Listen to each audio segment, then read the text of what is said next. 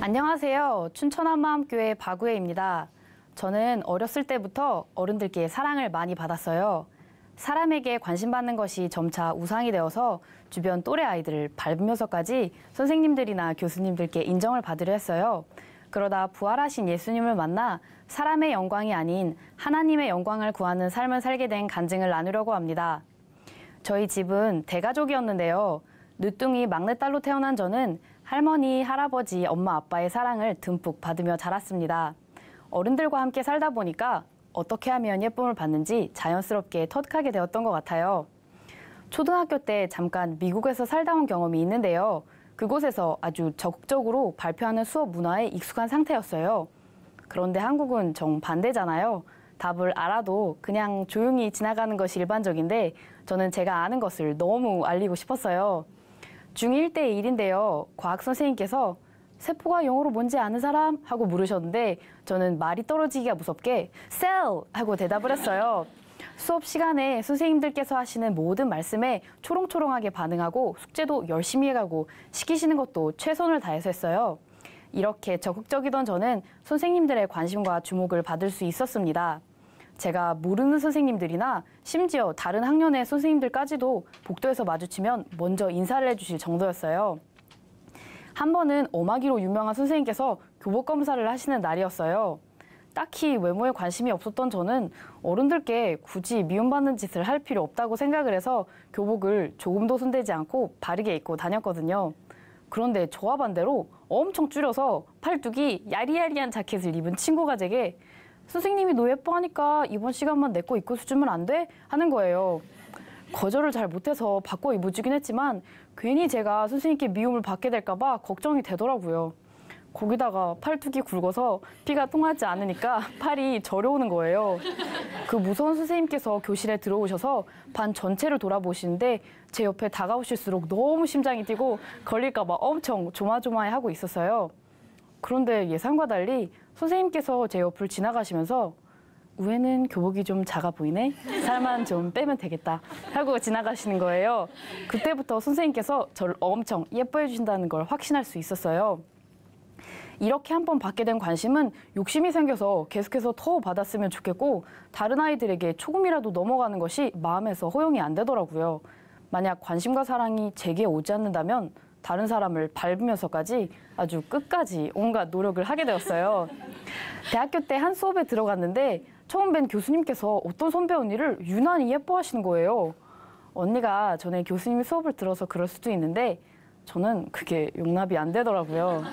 이 상황을 가만히 두고 볼 수는 없다 이런 생각이 들었어요. 저는 그 교수님의 관심을 전부 저한테로 옮겨와야만 직성이 풀릴 것 같았어요. 그래서 그 수업 다음부터 아주 열심히 예습을 해가게 되었습니다. 수업에 열심히 집중하고 질문에 대한 답을 철저히 준비해 갔는데요. 그 수업이 교양 수업이어서 학생들이 그렇게 열심히 준비를 해오진 않았기 때문에 저는 얼마 지나지 않아 집중을 받을 수 있게 되었어요. 기말고사를 본 날 어쩌다 그 선배 언니와 제가 마지막까지 남게 되었는데요. 교수님께서는 그 언니를 가리키며 우리 학생 언니 좀 도와주면서요 이렇게 말씀을 하셨어요. 저는 네 하며 쑥스러운 듯 멋쩍게 웃었지만 속으로는 쾌재를 부르고 있었죠. 제 목표가 이루어졌으니까요. 그리고 그 선배 언니를 엄청 깔보게 되었어요. 어떻게 선배가 되어서 후배보다 못하냐 이런 생각을 하면서요. 저는 대학을 제가 공부해보고 싶은 전공에 맞춰서 진학했는데요. 직접 공부를 해보니 생각했던 것보다 적성에 잘 맞아서 더 열심히 하게 되었어요. 그러니 교수님들의 인정을 더더욱 받고 싶었고요. 학부 과정 중에는 교수님들과 면담을 하는 것이 필수 수업 같은 거였는데요. 저는 그 시간들이 너무 기다려졌어요. 빨리 그 시간에 교수님께 제가 왜 어떻게 이 대학, 이 학과를 들어오게 되었는지 전해드리고 싶었거든요. 그렇게 저를 잔뜩 드러내고 수업 시간에 열심히 하니까 교수님들께서 점차 예뻐해주기 시작하셨어요. 그런데 저는 그거에 만족하지 않았어요. 다른 학생들은 넘볼 수 없을 정도로 교수님들과 친밀한 관계를 갖길 원했거든요. 교수님들과 함께 회식을 할 때면 어떻게든 교수님께 어필을 하기 위해 전공 관련된 얘기를 하려고 애를 썼어요. 다른 학생들이 저보다 더 친한 것 같으면 위기의식을 느꼈고 더 분발해야겠다고 생각했어요. 그러다 보니 제 목표에 방해가 된다고 생각하면 주변 사람들을 마음에서 밟는 것이 일상이었어요. 교수님들을 잘 따랐는데 높은 위치에 계신 분들이었기에 더 존경하고 그분들 눈에 들고 싶어 했던 것 같아요. 그리고 그분들 아래에 저와 같은 처지에 자리한 사람들은 제 발판으로만 받아들여졌고요. 이런 삶이 피곤하고 지치기도 했지만 교수님들과 친해지는 것이 한편으로 너무 큰 만족감을 가져다 주는 것이어서 놓칠 수 없었어요. 그런 삶을 살던 중에 사촌 언니를 통해 한마음교회에 오게 되었어요. 교회에 와서도 저는 저를 양육해 주시는 분께 집중을 받고 싶은 마음이 들더라고요. 일꾼께 잘 보이기 위해서는 설교 말씀을 집중해서 듣고 간증 기록하고 또 연락을 하시면 부지런히 답하면 될 것 같았어요. 그래서 더 열심히 하려고 노력했고요. 저 말고 같이 훈련을 받는 동생들이 있었는데요. 그 아이들은 자연스럽게 제가 밟아야 할 대상들이 되었어요. 신앙 훈련을 받는데 아이들이 뭔가 저보다 더 열심히 하거나 뜨거운 것 같으면 시기와 질투가 끌어오르더라고요. 그러면서 점점 더 악한 마음을 품게 되었어요. 제 마음이 만약 뜨겁지 않으면 뜨겁고 멋있게 신앙생활을 하는 아이들을 보며 빨리 저 불이 좀 식었으면 좋겠다 하는 생각이 들었어요. 그리고 실제로 불이 식은 것 같은 아이가 보이는데 그 자리에 좀 더 눌러 앉아 있어라 하는 간절한 마음이 들더라고요. 반대로 제 마음이 뜨거워진 것 같으면 제 스스로가 너무 뿌듯했고요. 하나님의 말씀을 전보다 깊이 깨닫게 된 것 같아 감격이 되기보다는 제 신앙이 다른 사람들로부터 인정을 받는 것 같아 너무 자랑스러웠어요. 다른 사람보다 뭔가 나은 제 모습을 보면 그만큼 제가 더 훌륭한 사람이 된 기분이었고 특히 저를 양육해 주시는 리더가 인정해 주시면 하늘을 나는 기분이었죠. 이렇게 사람에게 초점이 맞추어진 삐뚤어진 신앙생활을 하다 보니 예수님께만 집중하고 말씀에 순종해 나가는 아이들의 삶과 제 삶이 점점 차이가 나기 시작하는 거예요. 저는 제가 그런 대로 부지런히 한다고 생각했는데 뭔지는 확실하게 잘 모르겠지만 갭이 느껴져서 고민이 되기 시작했어요. 그러다가 양과 염소에 관한 비유를 듣게 되었는데요. 양과 염소가 같이 다녀도 염소가 양이 될 수는 없듯이 교회에 같이 다녀도 아이의 근본이 다를 수도 있다는 것이 보이는 거예요. 저와는 다르게 항상 기뻐하며 삶에서 열매 맺고 있는 아이들의 모습을 통해 내가 어쩜 양으로 착각하고 있는 염소일 수도 있겠다는 생각이 들었어요. 이건 삶에서의 모습 정도의 차이가 아니라 천국과 지옥의 차이일 수 있다는 생각에 두려운 마음이 들기 시작했어요. 거기다가 그 당시에 목사님께서는 마태복음 10장 말씀을 설교해 주시며 부활의 증인은 순교자라는 말씀을 계속 해주셨어요. 다른 건 다 좋은데 순교에 관한 말씀은 생각을 하면 할수록 도저히 용기가 나질 않는 거예요. 목사님께서는 너무 기쁘게 우리가 다 그 길을 같이 갑시다 하시는데 저는 점점 부담이 커져갔어요. 저는 교회에 순교하러 온 게 아니었거든요. 그러던 어느 날 한 언니와 말씀 교제를 하게 되었는데요. 언니는 제자들이 본 것을 동일하게 봐야 제자들과 같은 삶을 살 수 있다고 하시는 거예요. 제자들처럼 신앙에 목숨을 건 삶은 제가 평생을 노력해도 따라갈 수 없는 삶이라고 생각했는데 제자들이 본 것만 동일하게 보면 된다고 하니까 너무 기쁘고 궁금했어요. 언니는 저에게 두 가지 질문을 하셨는데요. 우애야, 네가 어떤 사건을 목격했어. 그런데 그거에 대해서 말하면 죽인대. 그럼 너는 그 사실을 말할 수 있겠니? 저는 그때까지 제자들이 단순히 부활이라는 사건을 봤으니까 목숨을 걸고 그 길을 갔겠지 생각했었거든요.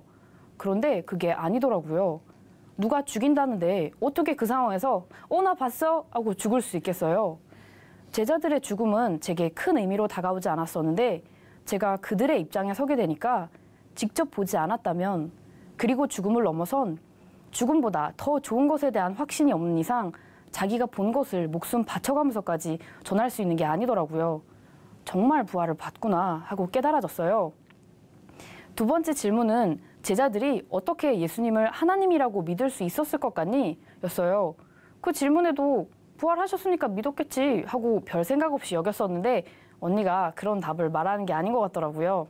그래서 제자들이 예수님을 어떻게 하나님이라고 믿게 되었는지 말씀을 통해 살펴보게 되었어요. 제자들은 예수님과 3년을 함께 먹고 마시고 자면서 예수님께서 행하시는 기적도 많이 보고 직접 능력을 행하기도 했더라고요. 그런데 이들이 예수님을 정확하게 믿게 된 것은 예수님께서 다시 살아나신 후였어요. 누가복음 24장 말씀을 통해 예수님께서 부활하셔서 제자들 앞에 나타나셨을 당시에 제자들의 반응을 봤더니 참 가관이더라고요. 저는 이들이 부활하신 예수님을 보고 물론 놀라긴 했어도 즉시로 예수님을 믿은 줄 알았어요. 그런데 예수님께서 얘들아, 너희가 의심하지 말고 나를 만져봐라 하시는데도 신기하며 믿지는 못하더라고요. 그런데 예수님께서는 그들에게 가져오라고 하신 생선을 잡수시며 모세의 율법과 선지자의 글과 시편에 예수님을 가리켜 기록된 말씀들을 설명해 주시는 거예요.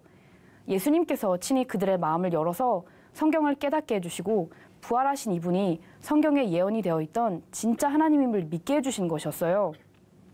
내가 노력해서 예수님을 믿는 것이 아닌 거예요. 그제야 제 눈이 열린 것 같았어요. 우리의 어떠한 노력으로 믿는 것이 아니라 예언대로 성취된 부활의 표적을 통해서 이분을 확실하게 믿을 수 있게 해주신 거였더라고요. 그 전까지는 제가 아무 증거도 없이 무조건 믿으려고 애쓰는 자였던 것이 보였어요. 예수님이 하나님이신 것과 지금도 이분이 살아계시다는 것이 선명해지니 예수님께서 제게 이렇게 말씀하시는 것 같았어요. 우애야, 내가 너의 주인이 되기 위해 죽고 부활했다. 이제는 너의 의심을 내려놓고 나를 주인으로 믿어주겠니? 너무도 선명히 살아계신 예수님 앞에 서니 이분을 나의 주, 나의 하나님으로 믿지 않을 수 없었어요. 그러면서 제가 이분 앞에서 어떻게 살아왔는지가 비춰졌어요. 하나님이 보이지 않으니까 그동안 보이는 사람의 눈에 어떻게든 잘 보이려고 발버둥 쳐온 거였더라고요. 다른 사람을 밟으면서까지 만족해야 하고 어떻게든 관심을 받기 위해 물불 안 가렸어요. 그런데 부활로 지금 살아계신 예수님 앞에 서게 되니 이분을 믿지 않았던 죄가 얼마나 무서운 것인지 알게 되었고 저는 그대로 회개하고 굴복할 수밖에 없었습니다. 하나님께서는 이런 죄인에게 하나님의 마음을 부어주셨어요. 교회에 와서도 사람의 영광만 쫓던 저는 예수님을 못 믿을 사람이라고 하셨어요. 그런데 끝까지 포기하지 않으시고 제게 말씀을 깨닫게 해주신 거예요. 그렇게 나를 사랑하셨던 마음들을 알려주시니 얼마나 제가 그분을 바라보기를 원하셨을까 싶은 마음이 전해지더라고요. 제가 세상 사람들의 시선에 더 이상 종노릇하지 않고 하나님의 품으로 돌아오길 원하시는 하나님의 마음을 알게 되었어요. 예수님을 정확히 만난 후에 보니 제가 염소였던 것이 진짜 맞았더라고요. 동생들이 어떠한 상황 속에서도 기뻐하고 열매 맺는 삶을 살 수 있었던 것은 예수님과 동행을 하고 있어서였어요. 몸이 교회에 있다고 해서 염소가 양이 되는 것이 아니었던 거예요. 그런데 예수님께서는 염소였던 제게도 회개할 수 있게 해주셨어요. 그리고 부활하신 예수님을 주인으로 믿을 때 예수님과 연합이 되는 것을 알게 하셨어요. 예수님께서 저를 동일시 하시더라고요. 예수님께서 교회를 핍박하던 사울에게 네가 왜 나를 핍박하느냐 하셨는데 예수님께서는 예수님을 믿는 사람이 받은 핍박을 당신이 받으셨다고 하시는 거예요. 우리 죄를 용서해 주신 것도 모자라 아이의 포도나무 가지의 비유처럼 완전한 하나로 연합되었다는 사실에 그렇게 이루어주신 이분의 사랑에 감격이 되었어요. 또 하나님께서 교회 지체를 어떻게 보시는지도 알려주셨는데요. 목사님께서는 우리가 형제를 위하여 목숨을 버리는 것이 마땅하다는 말씀을 참 많이 하셨어요. 그 말씀에 아멘! 하고 동생들을 깔아 뭉개지 않고 사랑하려고 제 힘으로 노력해보기도 했는데요. 예수님과 연합된 것과 같이 교회와도 연합이 된 거더라고요. 이미 한 몸인 뗄래야 뗄 수 없는 관계인 게 보였어요. 결국엔 남남이고 그래도 내가 쟤보단 나으면 좋겠고 하는 마음이 있었는데 그게 제 몸을 바라보면서 왼손이 오른손보다 좀 나으면 좋겠고 그러고 있었더라고요. 하나님께서는 지체를 사랑하는 것이 결국 나 자신을 사랑하는 것이고 지체를 사랑하는 것이 예수님을 사랑하는 것이라고 하시더라고요. 그제야 지체는 내가 밟아서 이겨야 하는 대상이 아니라 서로 사랑하는 존재라는 것이 보였습니다. 때때로 작은 교회 동생들을 판단하고 또 제가 그들보다 더 낫고 싶다는 생각이 들기도 하는데요. 하나님께서는 저를 이미 동생들과 경쟁하는 사람이 아니라 동생들을 진심으로 사랑하는 존재라고 하셨어요. 이제는 제 힘이 아닌 다 이루어주신 말씀에 기쁘게 아멘합니다. 학교 동기나 선후배도 예수님을 아직 모르는 친구들이 있더라도 제 몸과 같이 사랑하는 것이 마땅한 것이 보였어요. 교수님들께는 잘 보이기 위해 혈안이 되어 있었는데 부활로 제 주인이 예수님이신 것이 확증되니 사람들의 눈치를 더 이상 보지 않게 되었어요. 저는 지금까지 학교에 나를 드러내며 인정받기 위해 다녔었어요. 하지만 이제는 저와 같이 오직 이 땅에만 그리고 사람에게만 시선을 두고 사는 영혼들에게 기쁜 소식을 전하기 위해 다닙니다. 하나님께서 보내주신 자리에서 주변 영혼들에게 본이 되기 위해 공부도 더욱 열심히 하고 있습니다. 세상 사람들에게서 받았던 관심, 사랑, 명예 이런 것들을 전에는 제 욕심으로 옮겨쥐고 있었는데요. 이 세상은 어둠이고 이 세상 임금이 마귀라는 것이 선명하니 제가 잡고 있던 것이 무엇인지 보였어요. 칭찬과 관심을 받는 것이 잘못된 것은 아니지만 마귀에게 속아 그것이 없으면 안 될 것처럼 살았더라고요. 그러면서 하늘나라가 보였어요. 예수님께서 다시 올라가신 그 영원한 나라가 보이는 거예요. 예수님만 바라보고 본향을 위해 달려가는 것만이 의미가 있는 것이 보이니 세상 욕심들을 미련 없이 내려놓게 되었고 복음을 전하는 삶을 살게 되었어요. 제가 교수님들과 친분이 있다 보니 4학년 때 과 사무실 조교를 맡게 되었는데요. 그래서 공강 시간에 사무실에 같이 일하는 동생들이나 놀러오는 과 후배들에게 복음을 전하게 되었어요. 교수님들과 식사를 하거나 연구실에 가서도 복음을 전해드리곤 했어요. 그리고 교수님들과 학생들을 위해 간절히 기도하게 되었어요. 그들을 살리기 위해 계속해서 복음을 전할 것입니다. 제가 다니는 학교뿐만이 아니라 다른 대학 캠퍼스에서도 전도를 하고 있는데요. 저희 작은 교회는 대부분이 대학생으로 구성되어 있기 때문이에요. 각자 학교가 달라서 요일별로 학교 캠퍼스를 돌아다니며 노방전도를 했어요. 복음을 전할 때 영혼들이 말씀을 듣고 반응하게 되기를 간절히 중보하며 함께하니까 더 힘이 나고 기쁘더라고요. 교수님들, 학생들, 경비 아저씨, 청소부 아주머니 할 것 없이 복음을 전해드렸는데요. 예수님이 누구신지 모르고 삶의 목적을 모른 채 방황하는 또래 학생들을 보며 캠퍼스마다 복음이 번져져 모든 청년들이 뜨겁게 주를 위해 살게 될 날을 기대하게 되었어요. 이렇게 복음을 전하는 하루하루를 살면서 가장 감사했던 적이 있어요. 저희 외할머니께 복음을 전해드렸을 때인데요. 외할머니께서는 무기력증과 치매로 늘 기운이 없어 하셨어요. 그런데 복음을 전해드릴 때 눈빛이 달라지신 거예요. 말씀을 계속 반복해서 읽어드리고 할머니께서도 직접 읽을 수 있게 해드리니 느리지만 한 글자 한 글자 읽으시더라고요. 예수님께서 부활하셨고 우리의 주인이 되어주셨다고 할머니께서 여태까지 주인으로 살아오신 것을 회개하고 예수님을 주인으로 믿으시겠냐고 여쭤보니 고개를 끄덕이셔서 같이 영접기도도 하게 되었어요. 할머니를 뵈러 갈 때마다 말씀을 전해드리곤 하는데 할머니께서는 늘 기뻐하시며 고맙다고 하세요. 하나님의 영광을 구하기보다 보이는 사람의 영광을 쫓아 사는 삶이 너무나 힘이 들었는데요. 지금은 부활하신 예수님을 만나 진정한 사랑 가운데 하늘의 영광을 위해 살게 되니 너무 감사해요. 예수님께 잘 보이는 최고의 인생을 살게 해주신 주님 사랑합니다. 감사합니다.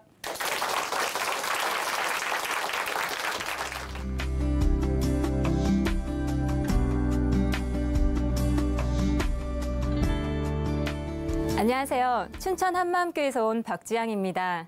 저는 세상에서 말하는 부와 명예를 다 가진 사람이었어요. 부유한 집안, 최고의 학벌, 남들이 인정할 만한 직장. 하지만 세상의 것을 다 가져도 이루지 못한 한 가지 때문에 평생 패배자라는 생각으로 죽지 못해 살았습니다. 그러던 중 부활하신 주님을 만나 드디어 모든 문제를 해결받고 누구보다도 기쁜 삶을 살게 된 간증을 나누고자 합니다. 저의 아버지는 굉장히 성공한 사업가로 고향에서는 아버지를 모르는 사람이 없을 정도였어요. 이러한 아버지를 둔 덕택에 학교에 입학하면 항상 이사장님과 교장 선생님께서 저를 찾아오셔서 학교 생활하다 힘든 일 있으면 언제든지 오라고 하셨어요. 모든 선생님들이 아버지 때문에 저를 주목하셨고 등하교 시엔 거의 매일 기사 아저씨가 대기하고 계셨어요. 이렇게 여유로운 환경에서 자란 저는 제 삶에 참으로 만족하며 살았습니다. 저는 어려서부터 피아노를 배워서 초등학교 6학년 때 합창부 반주를 하게 되었는데요. 선생님께서 잘한다고 칭찬을 해주시는 거예요. 그래서 저는 자신감을 갖고 피아노를 전공으로 결정했어요. 5남매 중 넷째인 저는 그동안 집안에서 큰 관심을 받지 못했었는데 피아노로 인해 처음으로 부모님께 큰 관심을 받게 되었어요. 부모님은 집 한 채 값인 피아노를 사주시고 제가 피아노를 편하게 칠 수 있도록 모든 환경을 바꿔주셨어요. 제가 연습해야 하니 다른 형제들은 집에서 공부를 하지 못하고 다 나가야 했어요. 저보다 6살 많은 큰언니가 음악을 전공했는데요. 음악하는 아이들도 공부를 잘해야 무시당하지 않는다는 얘기를 제게 여러 번 했어요. 그래서 저는 공부도 열심히 했습니다. 피아노 연습과 공부를 병행하려니 하루에 3시간 자기도 바빴습니다. 그 결과 수능 성적은 1등급으로 상위 0.3%였지만 이상하게도 피아노 실력은 좀처럼 늘지 않았어요. 잘할 수 있을 것 같았던 피아노가 갈수록 어려워지더니 고등학생쯤 되었을 때는 피아노가 저의 적성과 맞지 않다는 생각을 하게 되었어요. 선생님들께서는 피아노를 포기하고 실기 성적에 맞추지 말고 수능 성적에 맞춰 대학을 지원하면 우리나라 최고의 대학에 충분히 들어갈 수 있다고 하셨어요. 하지만 피아노는 누구의 강요도 아닌 저의 선택이었고 악기값이며 레슨비, 연주회비 등 이제까지 쏟아부은 비용이 아깝기도 하고 다른 길로 바꾸기엔 이미 늦었다는 생각이 들었습니다. 이제까지 부모님이 저에게 거액을 투자하신 것과 거는 기대를 생각하니 부모님께 인정받고 싶은 마음이 강한 넷째가 차마 실망감을 안겨드릴 수는 없었어요. 피아노를 그만두겠다는 말을 도저히 꺼내진 못하겠더라고요. 그래서 실기 성적에 맞춰 대학을 낮춰서 지원해야 했어요. 지금까지 제가 가진 혜택이라고 여겼던 환경들은 오히려 저를 절망감과 답답함의 그늘에 가둬버리고 말았습니다. 대학에 입학하고 나서도 저는 정말 죽을 정도로 피아노에 매달리며 연습했어요. 죽을 만큼 연습하다가 병원에 실려간 적도 있습니다. 의사 선생님은 처음 본 저에게 빈혈이 너무 심하다며 지금까지 살아있는 게 신기하다고 말씀하실 정도로 저의 건강은 최악이었습니다. 저는 내 목숨과도 바꿀 만큼 피아노에 매달리며 연습했는데 결국 저에게 돌아오는 건 바닥을 치는 건강과 깊은 패배감, 절망뿐이었습니다. 결국 음악 이론으로 전공을 바꾼 후 우리나라 최고의 대학교에 진학하게 되었습니다. 음대 전체 수석으로 석사 학위를 받았고 딱 한 명 모집한 박사과정에 제가 합격을 해서 박사학위까지 받았습니다. 그 후 대학에서 강의를 하게 되었어요. 하지만 피아노 때문에 인생에서 실패한 패배자라는 생각이 머릿속을 떠나지 않았어요. 박사학위 받고 인정받고 있으면 잊을만도 한데 이상하게 피아노에 대한 집착과 미련은 사라지지 않았습니다. 다른 것은 마음만 먹으면 다 되는데 왜 피아노는 안 되는 것인지 저는 정말 답답했고 제 삶에 전혀 만족하지 못했습니다. 아무리 다른 것을 잘해도 피아노에서 실패했으니 나는 늘 패배자였고 늘 절망 속에 살았어요. 저의 겉모습만 보는 다른 사람들은 전혀 이해하지 못하겠지만 저는 죽음까지 생각할 만큼 실패의 고통을 극심했습니다. 살 이유가 전혀 없다는 생각에 뛰어내리며 괴로운 이 삶도 끝나겠지 했지만 차마 용기가 나질 않았어요. 이런 상황에서 제가 가진 돈, 명예, 학벌은 아무 소용이 없더라고요. 그런데 언제까지나 이렇게 죽지 못해 살 수는 없었습니다. 해결책을 찾을 수 없는 고민들로 한참을 방황하고 있을 때 공교롭게도 제가 오랫동안 알고 지냈던 언니가 암에 걸렸다는 소식을 듣고 걱정 속에 언니의 병문안을 가게 되었어요. 그런데 예상했던 것과 달리 언니의 모습은 아주 평안해 보였어요. 분명 많이 힘들 텐데 그러한 기색은 찾아볼 수 없었어요. 테이블엔 예전에 제가 알았던 언니에게서는 찾아볼 수 없었던 성경책이 펼쳐져 있었어요. 세상을 즐기며 살았던 과거의 언니의 모습이 제 머릿속엔 뚜렷이 남아있는데 이 언니가 성경책을 읽는다는 것이 정말 신기하기까지 했습니다. 달라진 언니의 모습을 오랜 시간 지켜보고 싶다는 생각이 들었어요. 도대체 무엇이 언니를 이렇게 변하게 했는지 궁금했어요. 언니는 예수님을 믿고 의지하게 되니 두려울 것이 없고 치료의 모든 과정 속에 주님이 언니와 함께 하시기에 전혀 힘들지 않다고 했습니다. 자신이 갈 곳은 천국이니 죽는 것은 아무런 문제가 되지 않는다고 했어요. 암은 하나님이 주신 선물이라며 죽음도 초월한 신앙을 가진 언니가 참으로 놀라웠습니다. 저도 교회를 다녀본 적이 있지만 이런 믿음은 없었습니다. 언니가 어떻게 이렇게 변했는지 알고 싶었어요. 언니는 저에게 한마음교회 공동체에 대해 이야기했습니다. 언니를 위해 전심으로 기도해주는 공동체가 얼마나 귀한지 모른다며 언니가 변하게 된 과정들을 털어놓았어요. 예수님이 주인된 자들이 오직 복음만을 위해 한 마음으로 달려가는 공동체에 대한 이야기는 처음 들어보았습니다. 그때 당시 병실에서 만난 한마음교회 성도들은 언니처럼 모두 기쁨에 찬 얼굴이었어요. 저와는 다르게 너무나도 자유롭고 편안한 모습인 거예요. 그날 언니의 변화와 공동체의 모습은 방황하던 저에게 깊은 인상을 주어 일단 작은 교회 모임에라도 빨리 가고 싶었어요. 지푸라기라도 잡고 싶은 절박한 상황이었기에 저의 마음은 급해졌어요. 언니가 태어난 지 얼마 지나지 않아 작은 교회 모임에 참석했습니다. 그날 작은 교회 일꾼은 처음 온 저에게 무엇을 통해 하나님이 살아계신 것을 믿는지 물어보았어요. 저는 쉽게 대답하지 못했어요. 저에겐 하나님이 상상 속의 인물처럼 막연하고 추상적인 존재로만 느껴졌기 때문이었죠. 일꾼은 그건 바로 부활이라고 말씀하셨어요. 부활? 왜 여기서 부활 이야기가 나오지? 라는 생각이 들었습니다.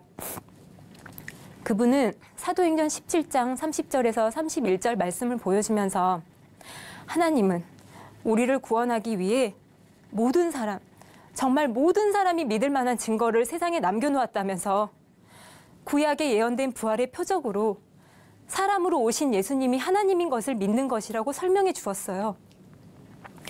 지금까지 지구에 살았던 사람 중 오직 예수님 한 분만이 부활하셨기 때문에 이 부활의 표적이 바로 예수님이 하나님임을 알려준과 동시에 그분이 왔다 간 것을 이 세상에 남겨놓은 흔적이라는 것이었어요.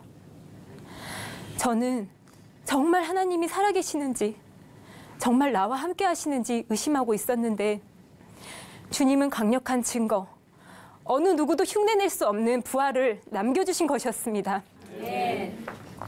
놀라울 따름이었어요. 확실히 믿을 수밖에 없는 증거를 남기셨는데 그걸 내가 이제야 깨닫게 되다니. 저의 모습은 부활 사건이 일어나기 전 예수님을 버린 제자들과 다르지 않았어요.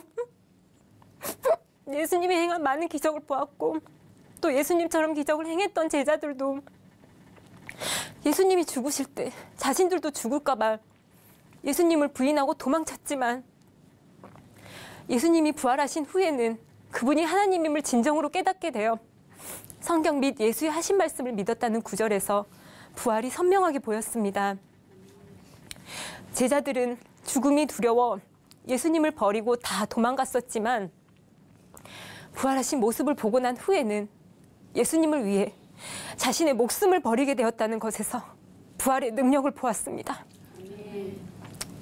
부활은 사람으로 오신 예수님이 전능자라는 것을 너무나도 확실하게 증명하기에 생명도 버리면서까지 부활을 전하는 자로 살겠던 것이었어요.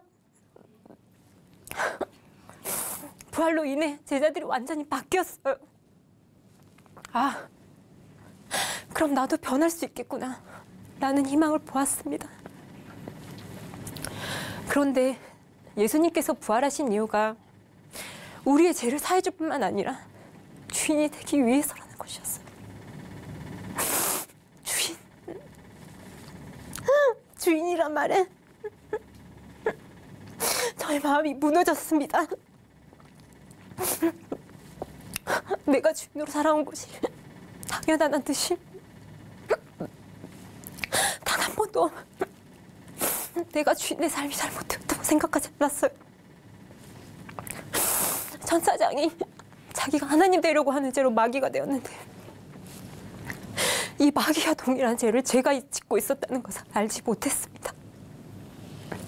그런데 예수님께서는 내가 지은 죄를 십자가에서 죽임을 당하시고 부활하심으로 대신 갚아주셨다는 거예요. 제 사망이기에 내가 지은 죄로 내가 죽어야 마땅한데 예수님께서 다 해결해 주신 것이었어요.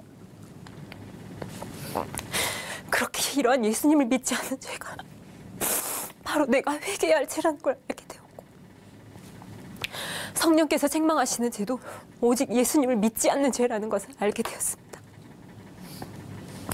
죄가 무엇인지 정확히 알고 나니 내 죄를 모두 담당하여 죽으시고 부활하셔서 모든 것을 다 이루신 예수님을 주인으로 믿는 것은 너무나 마땅했습니다. 천국은 바로 예수님을 믿지 않는 죄를 회개하고 예수님을 주인으로 영접해야지만이 들어갈 수 있는 곳이었어요. 이제까지 내 인생에 예수님은 없고 오직 나만 있었어요. 그러니 아무리 다른 것을 잘해도 여전히 실패자라는 낙인으로 힘들어하며 제 삶이 변하지 않는 것은 당연한 결과였어요. 부활을 통해 회개해야 할 죄가 무엇인지 정확하게 알게 되고, 예수님을 믿지 않는 죄를 회개하고 드디어 예수님을 영접하였습니다. 예수님을 영접하게 되니 이제는 내 인생이 내 것이 아니라 오직 주님의 것이고 주님이 인도하는 길로 간다는 사실에 참으로 제 마음이 평안해졌습니다. 이제야 예수님이 살아계셔서 나와 함께 하심이 선명하게 보였습니다. 그리고 성경의 말씀들이 실제가 되었습니다. 성경은 예수님이 주인된 자만이 믿을 수 있는 것인데, 그동안 제가 주인되어 살아왔기에 성경은 저에게 지킬 수 없는 말씀들의 나열로만 보임은 너무나 당연한 것이었어요. 예수님과 연합된 자이니 걱정, 근심, 두려움은 문제될 것이 없고, 성경의 말씀처럼 항상 감사하고 기쁨이 없던 제 마음이 놀랍게도 기쁨으로 가득 찼습니다. 세상의 모든 것을 소유해도 제 안에 생명이 없기에 낙심하며 방황했는데, 이제는 나라는 질그릇에 예수님을 담으니 진정으로 모든 것을 다 가진 사람이 되었습니다. 진리가 너희를 자유케 하리라 하신 그 말씀처럼 부활하여 저의 주인 되어주신 주님 덕분에 기적처럼 순식간에 모든 문제들로부터 자유로워졌습니다. 이러한 축복을 누리게 되니 부활을 전했던 예수님의 제자들처럼 저 또한 부활의 증인으로 살아야겠다고 다짐하였습니다. 예수님께서 아버지가 나를 보내신 것 같이 내가 너희를 보냈다는 말씀대로 이제야 제가 세상에 살아야 하는 이유가 정확해졌어. 패배자의 족쇄로 인해 살 이유를 전혀 찾지 못했던 저에게 예수님은 부활을 전하는 귀한 사명을 주셨습니다. 지금 내게 주어진 시간들이 그냥 단순히 흘러가는 시간들이 아니며 예수님이 살아계신다는 것을 전하기 위해 저에게 할당된 시간임을 알게 되었어요. 저는 이제 틈만 나면 학생들이나 친구들에게 부활하신 예수님을 전하고 집 앞 한강공원에서 운동을 하거나 산책을 나온 분들에게도 담대하게 복음을 전합니다. 저의 일주일일과는 집, 학교, 교회에 있는 시간을 제외하곤 항상 복음을 전하는 시간표로 가득 차 있습니다. 저를 한마음교회로 인도한 암에 걸렸던 언니는 저의 동역자가 되어주어서 우리에게 보내주신 영혼 구원을 위해 매일같이 기도하며 이곳저곳 복음을 전하러 다니기도 합니다. 그중 급성 백혈병에 걸린 젊은 형제님을 만나게 되었어요. 그분을 만났을 당시 저는 그분과 저의 상황이 바뀌었으면 좋겠다는 생각했습니다. 나는 지금 죽어도 천국인데 저분은 예수님을 믿지 않아서 어떡하나 라는 안타까운 마음에 절실하게 기도하며 전심으로 예수님을 전했습니다. 놀랍게도 그분은 저를 비롯한 여러 지체들의 기도와 말씀 교제를 통해 자신이 예수님을 믿지 않는 죄를 회개하고 예수님을 주인으로 영접했습니다.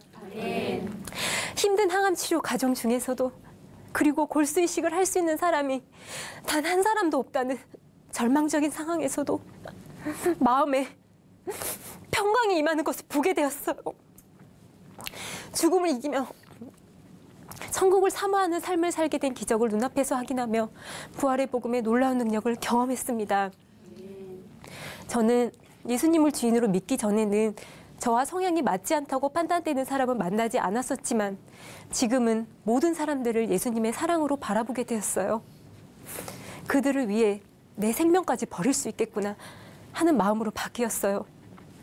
예수님이 나를 위해 목숨을 버리셨으니 저도 다른 사람들을 위해 생명을 버리는 것이 마땅한 거예요.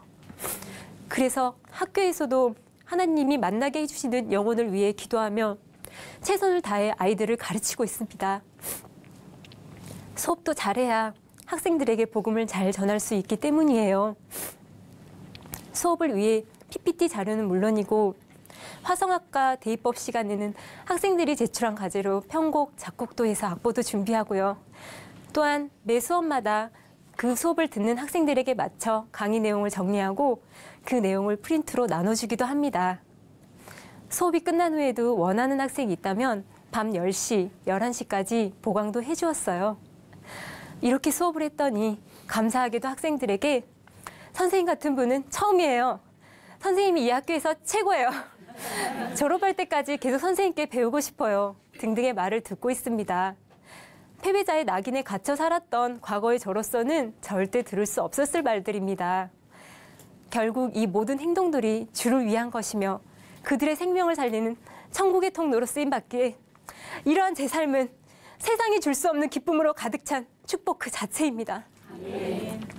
저는 지금이 제 인생에서 가장 행복합니다. 제 인생을 되돌아보면 부유한 집안에 태어나서 하고 싶은 거 다 하고 갖고 싶은 거 다 가졌기 때문에, 또는 남들이 부러워할 만한 최고의 대학을 나왔기 때문에, 아니면 좋은 직장에 있기 때문에 이 행복을 얻을 수 있는 건 아니었어요. 부활하신 주님을 제 마음의 주인으로 믿게 되었기 때문에 제가 큰 확신으로 기쁘게 살 수 있는 것이었어요. 예수님이 이 땅에 오셔서 십자가에 죽으시고 다시 살아나신 일이 없었다면 지금의 저는 없었고 이러한 행복도 누릴 수 없었을 거예요. 아무리 세상의 것을 다 가져도 만족할 수 없고 기뻐할 수 없었던 저를 항상 기뻐하는 존재로 만들어주신 주님께 모든 영광을 올립니다. 감사합니다.